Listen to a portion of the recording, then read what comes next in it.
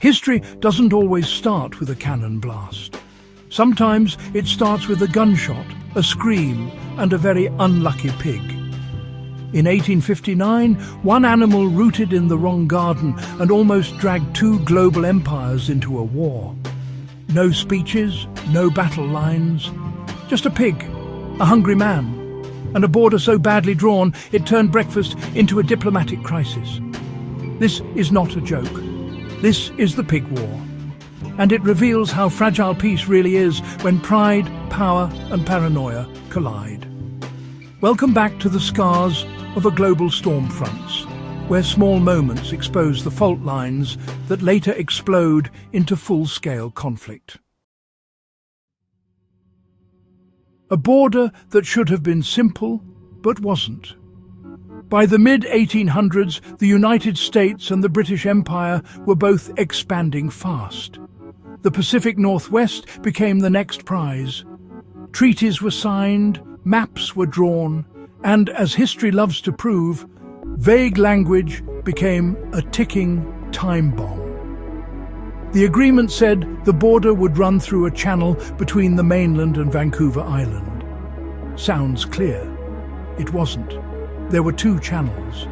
Both sides quietly picked the one that favoured them. In between those channels sat a group of islands claimed by both nations. No armies yet, just tension. Settlers moved in. British-backed companies raised livestock. American farmers planted crops.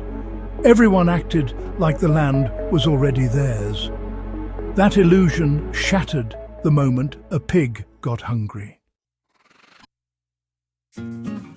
The pig that crossed the line. The pig belonged to a British employee of a trading company. It had a habit, a bad one. It wandered into an American settler's garden and devoured his potatoes. Not once, repeatedly. On a June morning in 1859, the farmer snapped. He shot the pig dead. Simple solution, right? Wrong century. The British owner demanded compensation. The American offered to pay a fair price. The British demanded more. Pride entered the room. Authority followed. Soon, the argument was no longer about livestock. It was about sovereignty. Local officials got involved, then military officers, then flags. Within weeks, soldiers from both sides were staring each other down across a disputed island over one dead pig. No shots fired, but fingers hovered near triggers. When empires flex over, well, nothing. Things can get pretty tense. The United States sent troops to protect its settlers. Britain responded by dispatching warships, real ones with cannons ready, the kind used to enforce imperial will across the globe. Suddenly, a remote island became a powder keg. Any accidental shot could have started a war between two nations that, would later fight side by side in World War II. That irony really matters. Both governments knew just how absurd this was. And yet, neither wanted to blink. Backing down meant weakness. Weakness meant loss of prestige. And prestige, well, that was currency in the 19th century. So they did something pretty strange. They occupied the island together. Armed peace and the world's most awkward standoff. For years, British and American forces lived side by side on the island. They drilled, they raised flags, they watched each other constantly, but interestingly, they didn't fight. Soldiers shared supplies. They attended each other's celebrations. Officers dined together. It became less a battlefield and more a heavily armed waiting room. This is where the Pig War becomes more than just a quirky story. It shows how wars don't always start because people want to fight. Sometimes they start because systems just refuse to admit mistakes. The standoff lasted over a decade. No casualties, no battles, just tension, frozen in time. Diplomacy saves the day quietly. Eventually, cooler heads took control. The dispute was handed to international arbitration. A neutral party reviewed the maps, the treaties, and the geography. The decision favoured the United States.